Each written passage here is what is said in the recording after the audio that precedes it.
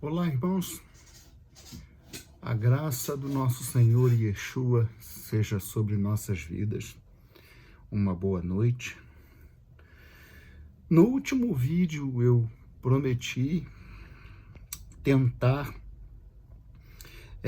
trazer, se não a parte final dessa sessão, da importância dessa sessão de vídeos que trata da importância da natureza humana no plano de Deus e da importância dessa natureza humana por causa do humano que há em Deus. Do humano que há em Deus. Essa humanidade aqui é um reflexo que foi deformado no Éden, mas que era para ser um reflexo mais próximo, um reflexo melhor, mais claro. Já que estamos falando de reflexo, isso nos lembra o espelho que está ali atrás, com o qual eu trabalho para fazer o vídeo. Então, eu tenho dado como nome desses vídeos Deus ter gerado a humanidade antes de todas as coisas.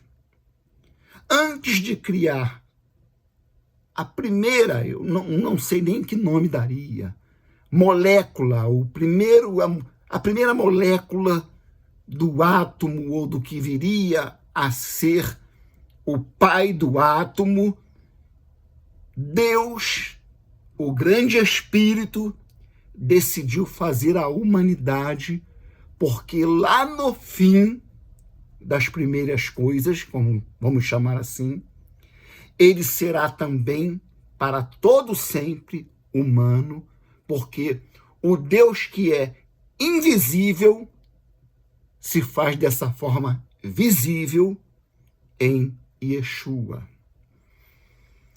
Então, nós trabalhamos falando sobre essa questão do valor, o valor humano que nós devemos entender, que Deus vem trabalhando desde a aliança antiga, na Torá, e é reafirmado e elevado a um andar, a um nível superior, por causa de Yeshua. E eu tenho procurado comparar isso com o que está sendo feito nos dias atuais, como aqueles que se dizem servos e servas de Deus estão agindo, se comportando consigo mesmo, na maneira como tratam o seu próprio ser, diante de si e do seu Criador, e na maneira como tratam o próximo. Sem mais delongas, nós vamos começar. Eu não sei se eu vou ser bem sucedido. Nós vamos começar de trás para frente. Com isso, quero dizer, ou melhor, convidá-los a estarmos abrindo a Bíblia em Apocalipse, capítulo 5. Eu estou com algumas reguinhas marcando algumas passagens para mim não ficar procurando muito, folheando muito Bíblia. Que eu estou com um problema na mão e está complicado. Apocalipse capítulo 5, nós vamos estar lendo algumas passagens. Eu espero que aqueles que estão assistindo esses vídeos estejam, de alguma forma, sendo edificados. Quero manifestar minha gratidão. O YouTube me comunicou que novas cinco pessoas se inscreveram no canal. Seja bem-vindo, você, meu irmão, minha irmã, ou você, amigo, você, amiga. Sinta-se à vontade para criticar, para assistir. Espero estar edificando. mas sinta-se à vontade para se manifestar, para colocar seu comentário, tá bom? Diz assim a palavra de Deus, capítulo 5 do livro de Revelações. E vi à destra do que estava assentado sobre o trono um livro escrito por dentro e por fora, selado com 7 selos. Esse 7 aqui no capítulo 5, ele está fazendo uma alusão a uma perfeição sublime na deidade. Tá? Não é qualquer livro. Não se trata de qualquer livro. É um rolo especial e ele é escrito dos 2 lados do couro. Ele é escrito dos 2 lados. Ele está enrolado e está selado por Deus. Por isso, 7. Escrito por dentro e por fora, selado com 7 selos. E vi um forte anjo, bradando com grande voz, gritou: quem é digno de abrir o livro e de desatar os seus selos? Fez uma pergunta, gritando alto nos céus. Quem é digno? E ninguém no céu, diz o profeta, nem na terra, nem debaixo da terra, podia abrir o livro, nem sequer olhar para ele. É divino. É divino.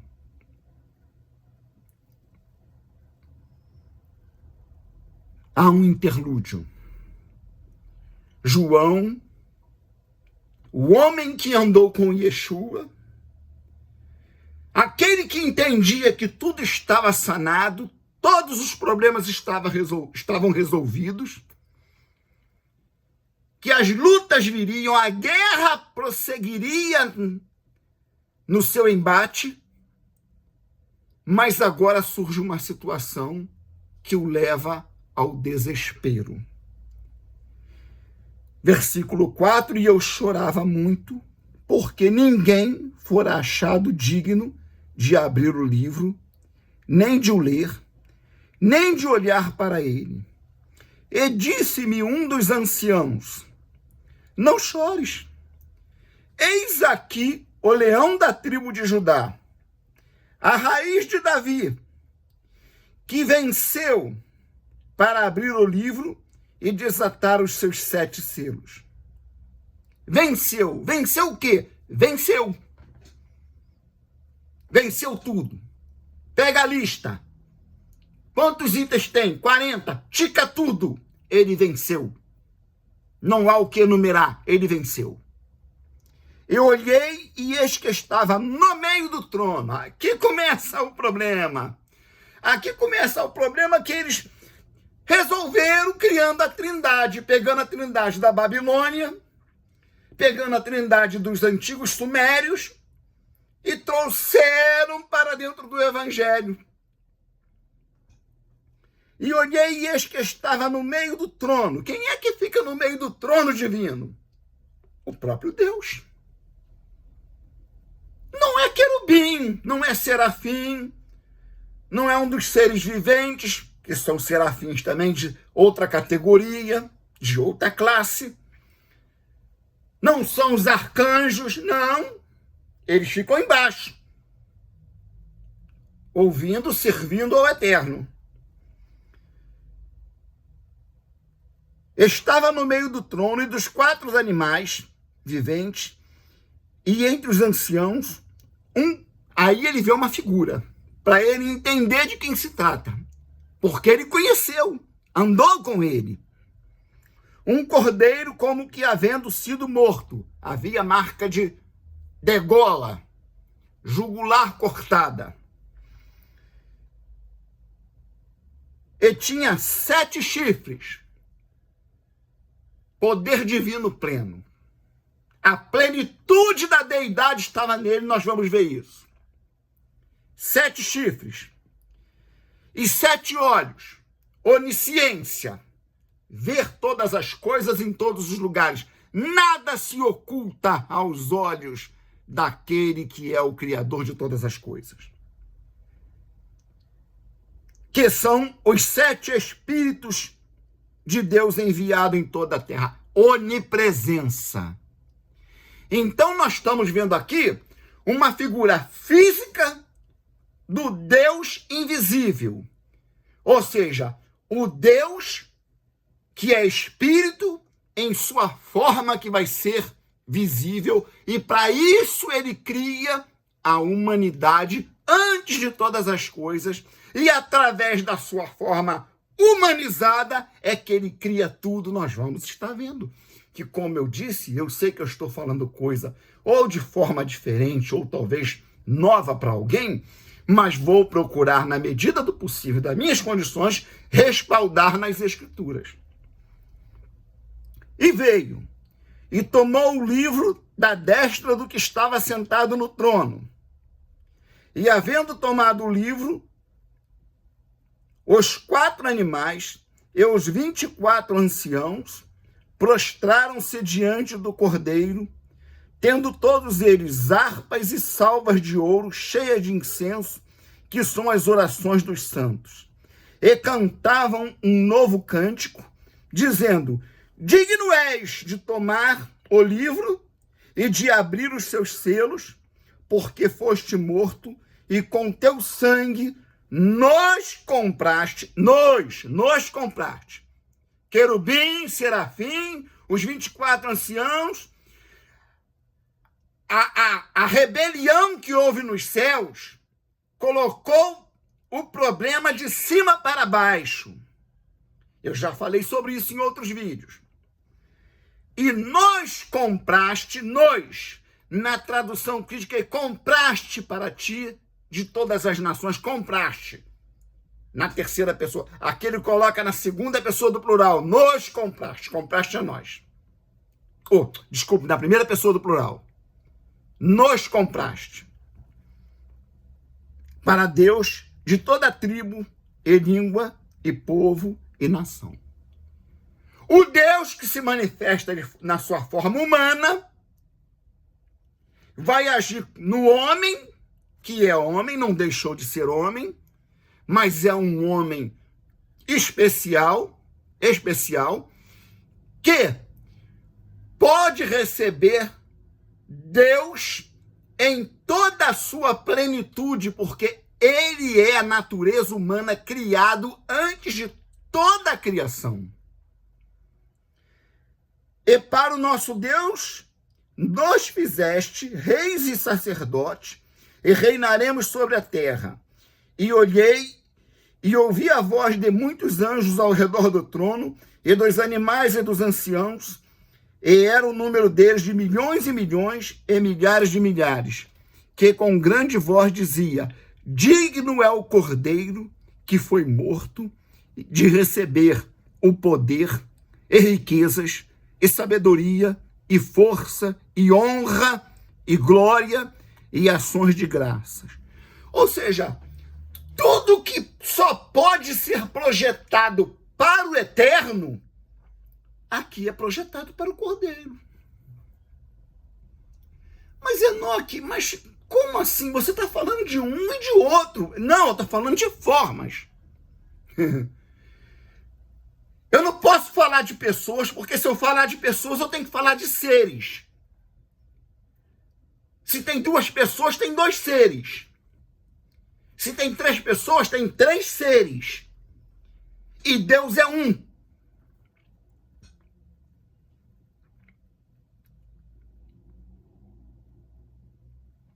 Verso 14. E os 4 animais diziam: amém. Eu já falei sobre esse verbo aqui no hebraico. Isso é muito sério. Dizer amém na presença de Deus é coisa muito séria. E os 24 anciãos prostraram-se e adoraram ao que vive para todo sempre. Olha, mas se ele vive para todo sempre, em Timóteo, Paulo diz que ele, Deus, se referindo a Deus, ele só tem a imortalidade. Ele só tem a imortalidade. Mas Enoque e os anjos, os arcanjos. Não sei quantas eternidades eles vivem, mas eles precisam ser renovados no eterno, porque o único que tem em si mesmo a imortalidade, a existência sempre eterna, é o eterno. E isso é atribuído ao Cordeiro. Pois bem, eu falei no último vídeo que nós íamos entrar e observar a questão da teofania. Já falei 14 minutos, muito bem. Então, nós vamos ver. A palavra teofania é do grego, né? É a junção de um substantivo com um verbo. É o substantivo theos, que é Deus, e phaneia. Phaneia é manifestação, aparição, brilho, né?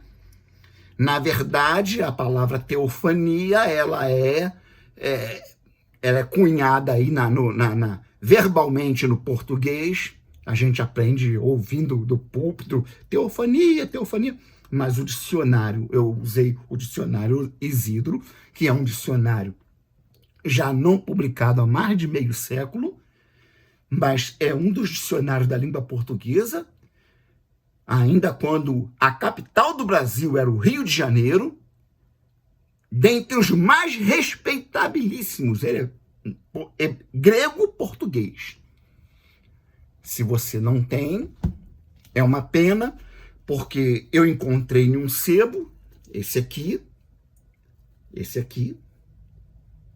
em estado de conservação maravilhosa, não há mofo, não há traça, não há rabiscos, algumas destaca-textos a quem pus fui eu, mas eu tenho outros dicionários aí, eu tenho até o pai dos dicionários da língua inglesa e do inglês grego, que é o Oxford, né? O famoso Oxford. Inglês grego, né? Da Oxford. Pois bem, e teofania, no grego está teofaneia, né? O acento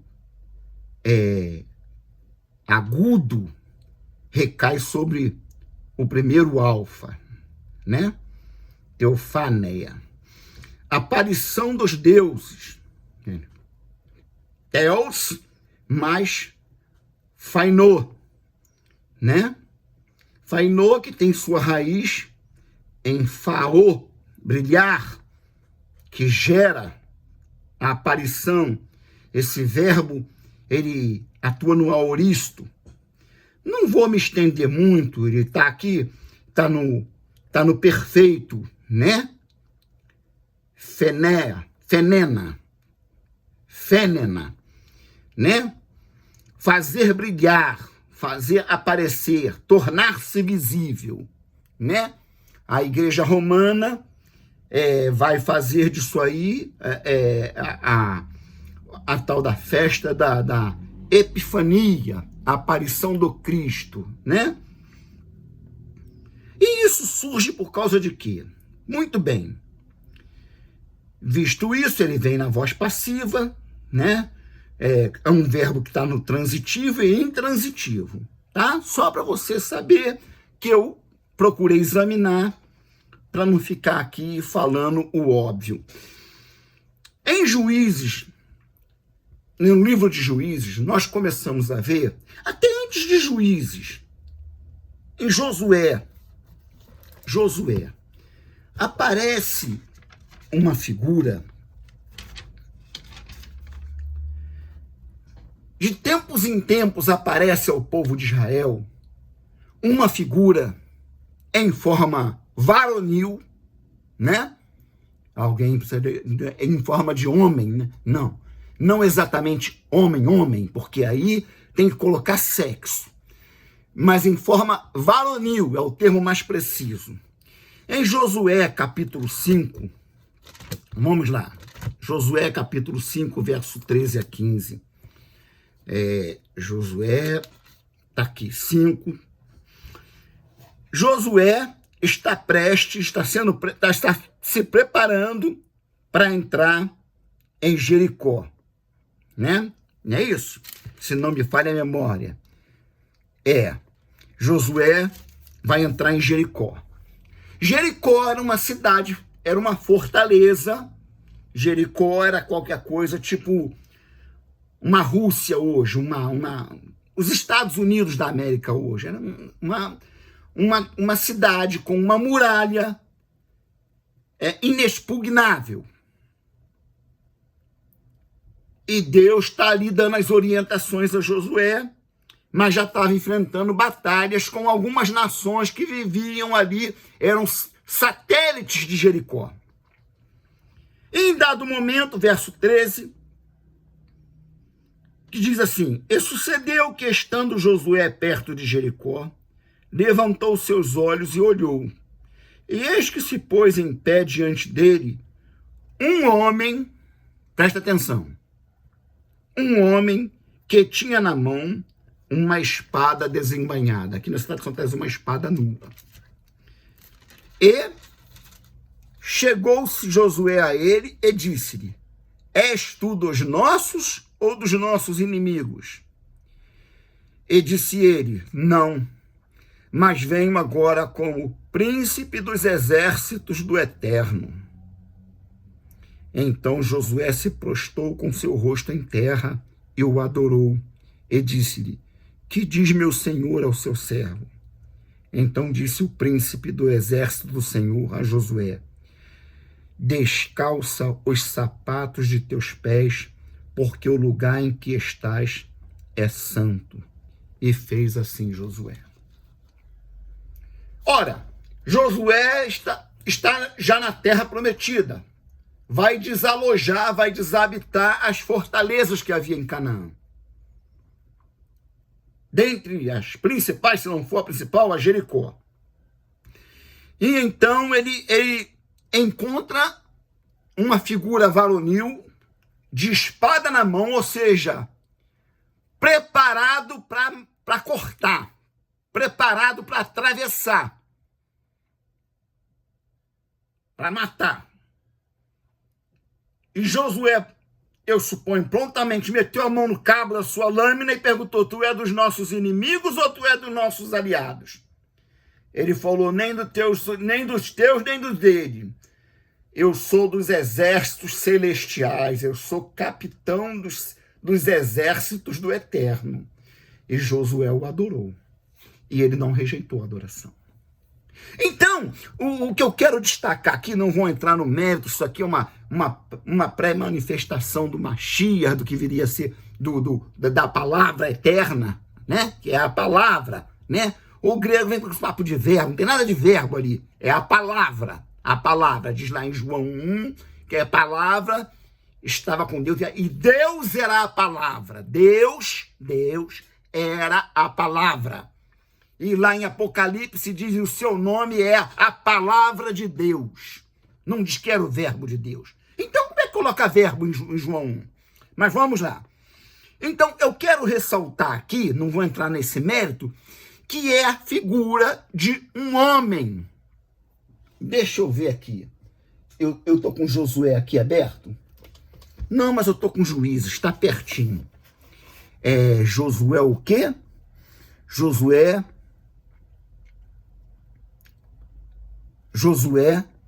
5:13. Josué 5:13. Josué 5:13. Vamos ver como é que está essa palavra homem aqui. Josué 5:13. Eu não preparei para isso não, mas é mole. Eu já tô com um texto hebraico português aqui. 13. O problema é a minha mão.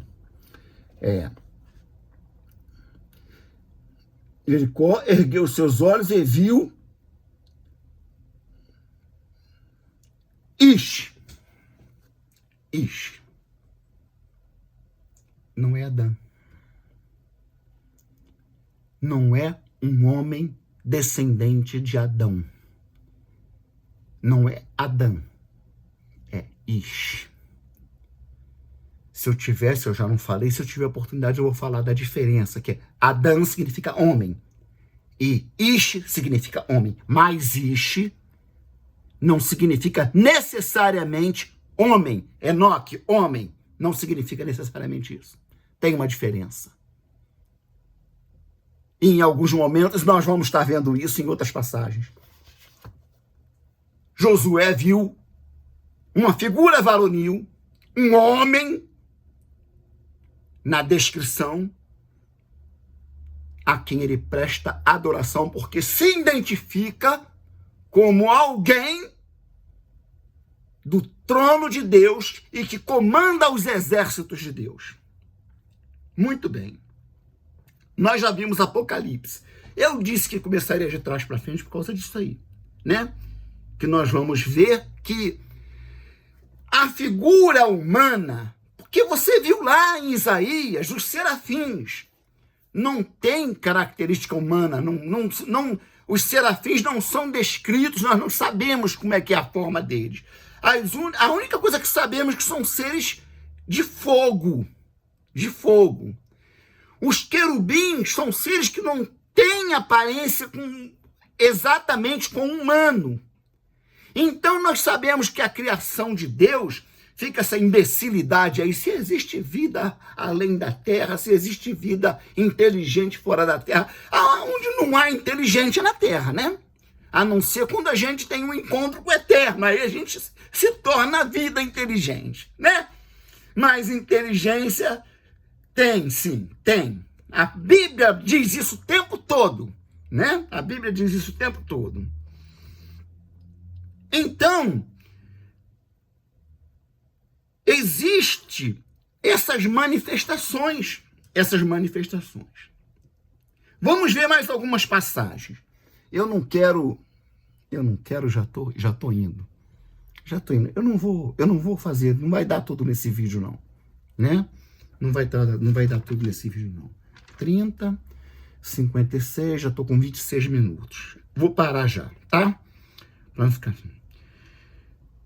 Juízes, capítulo 6, verso 11. Juízes, capítulo 6, verso 11. Uma Bíblia a gente faz para a esquerda, outra a gente faz para verso 11. Tá aqui. Verso 11. Então o anjo do Senhor veio e assentou-se debaixo do carvalho que está em Ofra, que pertencia a Joás, a Abiesrita, e Gideão, seu filho, estava malhando o trigo no lagar para o salvar dos midianitas. Então o anjo do Senhor lhe apareceu e lhe disse: o Senhor é contigo, homem valoroso. O anjo diz a Gideão: o Eterno é contigo, varão, homem de valor. Mas Gideão lhe respondeu: Senhor, se o Senhor é conosco, por que tudo isto nos sobreveio? O que é feito de todas as suas maravilhas que nossos pais no hebraico nos narraram? A palavra no hebraico nos narraram, narrativa, né? Aqui, Juízes 6, verso 13, Juízes 6, verso 13, está relatado a palavra, o substantivo Sefer, né? Verso 13, tudo isto, todos os fatos extraordinários que Sifrulano, quer dizer, o substantivo Sefer está ali, Sifrulano, nos falaram a nós, né? Lano, anarno, nós, primeira pessoa do plural, né? Nos falaram a nós, nos contaram, que nossos pais nos narraram, através de escrito, nas suas orações à mesa, né? É o que está subentendido aqui para quem conhece a cultura hebraica antiga, né? Então o Senhor olhou para ele e disse: vai nesta tua força e livrarás Israel das mãos dos midianitas. Não estou te enviando? Eu não estou te enviando? Eu, o Senhor, não estou te enviando? Ah, maravilhoso, né?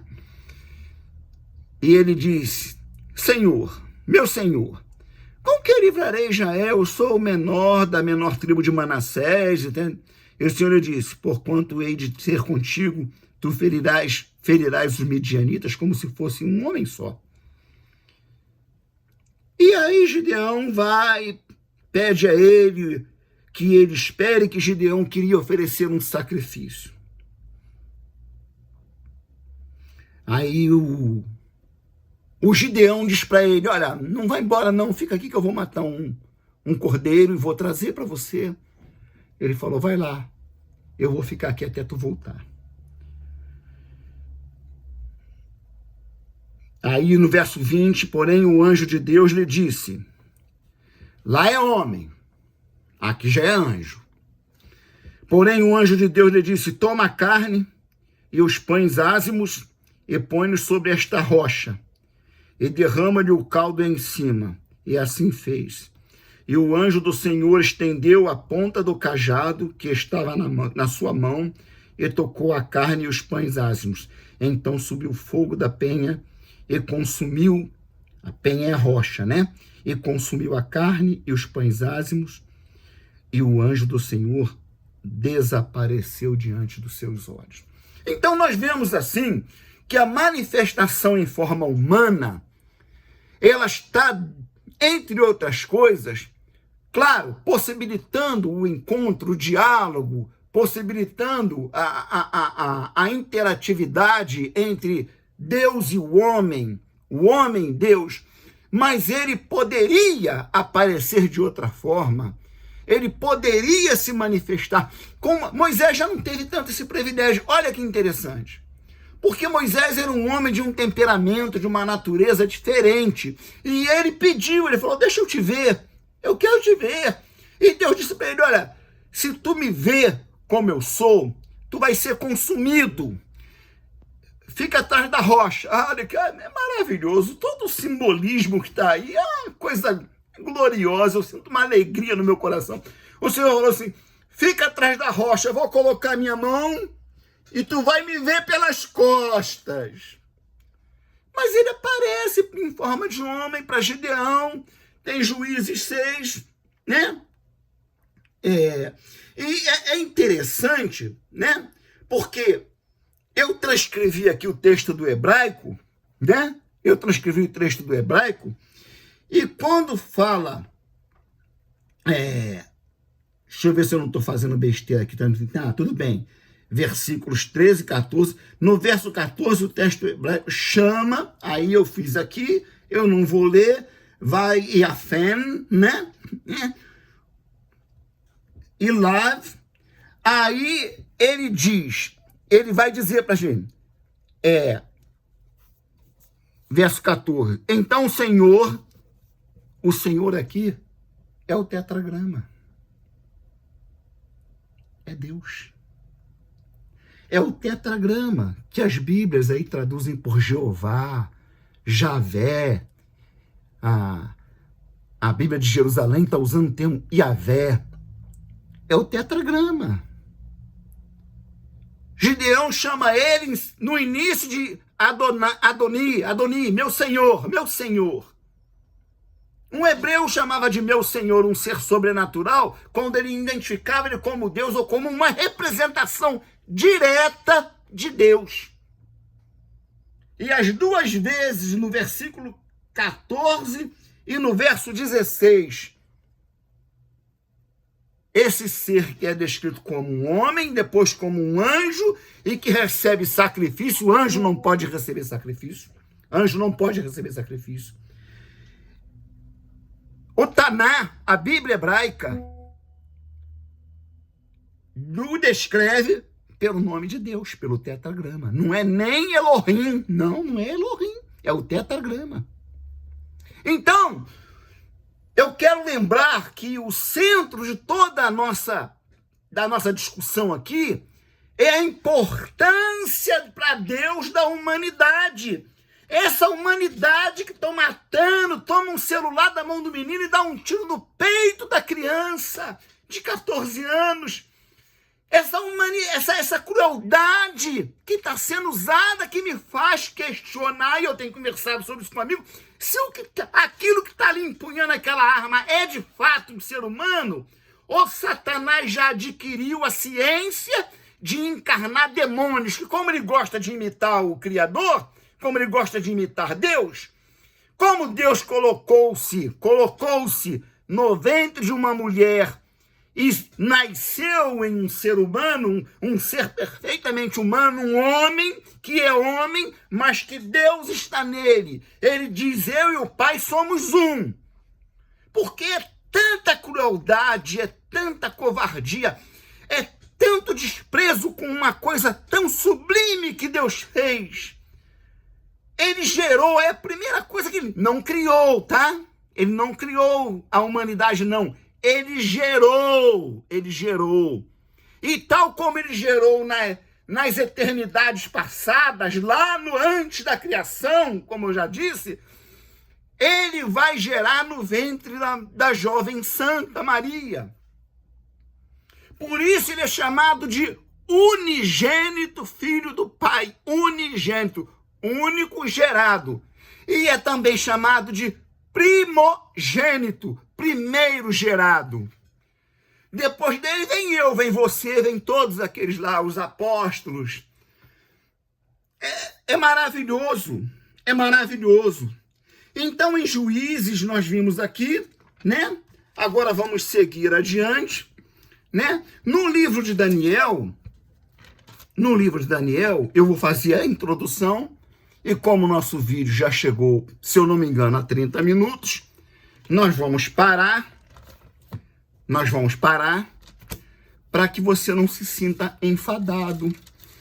Mas eu quero deixar aqui introduzido o livro de Daniel, capítulo 8, a partir de onde nós vamos continuar falando, e aí vamos falar em Daniel da aparição de um ser que é descrito como o Apocalipse descreve o Eterno. E ele, à distância de Daniel, ele quase mata Daniel.